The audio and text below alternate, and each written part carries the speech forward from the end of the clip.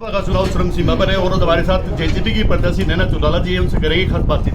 आपका स्वागत है जी। थैंक यू भैया। बताओ जी, चुनाव कैसा चल रहा है?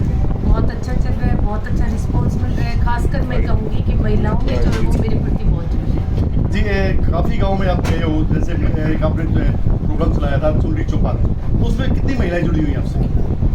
बहुत ज़्यादा। मैं कहती हूँ मैंने 20 महिलाओं से जुलान गांव से स्टार्ट किया था और लास्ट में मेरा बुआड़ा जो हुआ था उसमें कम से कम 10 से 12 हज़ार महिलाएं जो थी वो मेरे प्रोग्राम में थी, क्योंकि अपने विधानसभा का इलेक्शन था तब। और आज भी महिलाएं जो हैं वो मेरे से जुड़ी हुई। जी, अगर बात करें जेजेपी के चुनावी मुद्दे क्या रहे हैं, क्या चीज़ आप लेके जनता के बीच में जा रही हो? मैं तो महिलाओं के मुद्दे लेकर जा रही हूँ। मैं महिलाओं को कह रही हूँ कि जैसे मैं विधानसभा में गई तो मैंने आपसे वादा किया था कि आप मुझे विधानसभा भेजो, मैं आपको आपका हक दिलाने का काम करूँगी। मैंने पंचायतों में विधानसभा में बोल के उनको हक दिलाने का काम किया, चाहे वो डिपो में 33% की भागीदारी हो, चाहे पंचायतों में 50% की भागीदारी। अभी भी मैं कहती हूँ अगर मैं लोकसभा पहुँचती हूँ तो मैं आपके हकों की लड़ाई जो है पूरे जोर शोर से लड़ूंगी, चाहे वो उनकी शिक्षा की बात हो। आज हमारे कॉलेज में जो है वो कम से कम 20 से 25 हज़ार जो है वो टीचर्स नहीं है। अगर हम लेक्चरर्स की बात करें तो मुझे लग रहा है 4500-4600 के आसपास जो है वो लेक्चरर नहीं है।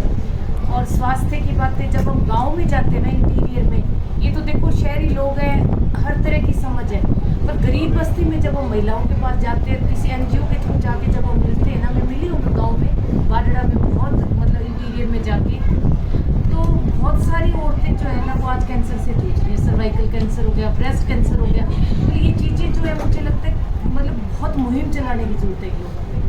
और सुरक्षा सबसे बड़ा, मैं कहूँगी कि सुरक्षा जो है वो महिलाओं के लिए बड़ा मुद्दा है। जी, एक ही परिवार के 3 पार्टियों से आप अलग अलग प्रत्याशी हो, एक परिवार के हो, तो उसमें कैसा आप फील कर रहे हो? बिल्कुल 3 ही एक ही परिवार के हैं, पर मैं तो अब ये कहने लगी कि चारों प्रत्याशी जो है वो चौधरी देवीलाल की यूनिवर्सिटी के हैं जी। भाई, कोई भी ऐसा नहीं जिसकी शुरुआत जो है वो चौधरी देवीलाल जी से ना की हो। और परिवार तो हमारा पहले भी आपस में इलेक्शन लड़ता है। मैं कहूँगी चौटाला साहब ने और रणजीत चाचा जी ने आपस में लड़ा था, तब चाचा जी कांग्रेस में थे, रणजीत चाचा जी, और अजय सिंह जी ने और रवि ने आपस में लड़ा है, तो रवि कांग्रेस में था, और मैंने और डॉक्टर जो चाचा जी केवी सिंह है उन्होंने लड़ा था, वो कांग्रेस के थे। तो सारी मतलब हमारी और कांग्रेस की आपस में हुई है, तो परिवार तो आपस में लड़ता है। चौटाला परिवार के लिए तो शायद ये कोई नई चीज़ नहीं है। जी, अगर बात करें नानू दलके की, नानू दलके ने पिछली दफा तो मोदी की लहर थी ना, ब्रजेंद्र सिंह सांसद यहाँ से आ रहे थे, उनकी 8 जगह से वो जीते थे, लेकिन उसके बावजूद भी यहाँ पे नानू दलके में कोई खास ध्यान नहीं दिया गया। बिल्कुल, मैं आपकी बात से बहुत सहमत हूँ। और नानोद हल्का जो है, मैं अभी जब नानोद में घुसी हूँ तो मैं याद कर रही थी, मैं बात कर रही थी आपस में महिलाओं से, मैं कहती थी मैं बाडड़ा से मेरे प्रोग्राम छोड़ के, और मैं दादा गौतम के लिए मैं 5 बार ही आई, मतलब इनके प्रोग्राम के लिए मैं रात को 2-2 बजे तक हमने प्रोग्राम किए हैं।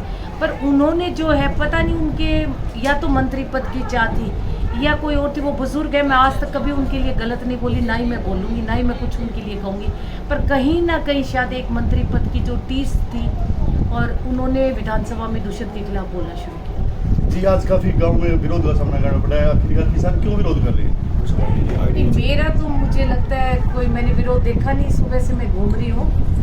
और किसान, अब मैं फिर कहूँगी कि किसान की आड़ में जो यूथ खड़ा है ना, ये कांग्रेस की एक बी टीम है पूरी की पूरी। इन्होंने बच्चों को शराब पिला के पैसे दे के खड़ा कर रखा है। जब किसानों से यही बात पूछो तो किसान कहते हैं हमारे नुमाइंदे नहीं है। जो भी किसान विरोध कर रहे हैं ना, वो प्रॉपर सड़क पे आके, मेरे को भी मिली है, शायद लेडी गोयत थी, बड़े सभ्य तरीके से वो सड़क पे आई, उन्होंने हमारे से बात की है, बात करके वो चले गए। वो विरोध नहीं करे जो ये लाठी डंडे उठा के ऐसे मतलब गाड़ियों के आगे आना, वो विरोध किसानों का विरोध नहीं है। जी, उचाना में जो विरोध हुआ था, कहते हैं उसमें मामला दर्ज करवा दिया गया है, उसमें क्या स्टैंड है? तो देखो, एक मतलब मैं कहती हूँ कि मैंने किसी के लिए अगर कोई बदतमीजी से बात की हो, मेरी कोई भी स्पीच उठाकर देख लेना, पहली बात तो मैं किसी नेता के लिए नहीं बोलती बहुत ज़्यादा। दूसरा ये कि मैंने कोई भद्दी गाली गलौज किया हो, या मैंने किसी की बहन बेटियों के लिए कुछ कहा हो, या मैंने किसी नेता के परिवार के लिए कुछ कहा हो, अगर मैं कोई भद्दे तरीके से कोई गाली गलौज करती हूँ तो ठीक है, उनका कुछ भी करो। एक बहुत रात चलते हुए अपने प्रोग्राम करते हो, अगर आप बदतमीजी करोगे, बहन बेटियों के कपड़े ही फाड़ोगे, तो ये तो मैं कहती हूँ भाई ये तो किसान तो नहीं हो सकते। किसान कभी मैंने आज तक डीजे लेके नहीं देखा, उनके पास डीजे था। किसानों को मैंने मोटरसाइकिल पे आधा बैठा हुआ आधा खड़ा हुआ हुल्लड़बाजी करते हुए नहीं देखा। वो इतना चीख रहे थे जैसे कोई पिक्चर देख के नहीं आते लड़के यूथ, मतलब उनका जो रवैया था वो था वो, मतलब मुझे तो खुद को ही नहीं समझ में आ रहा कि क्यों वो 3 गांव से हमारे पीछे लगे हुए थे। भोगड़िया में मतलब बिल्कुल टक्कर होती होती एकदम, मतलब मैंने कहा खाने पे चलो, सारे चले गए। और वो रोजखेड़ा गांव में तो उन्होंने मतलब जिसको कहते हैं ना अंत करना, अति पार करना, और बड़े बुजुर्ग कहते थे अति बहुत माड़ी होती है, तो उस दिन उन्होंने अति कर दी। मुझे लगता है वो उस चीज का अंत था। 4 मई को परिणाम आएंगे, उसके लिए कितना असर?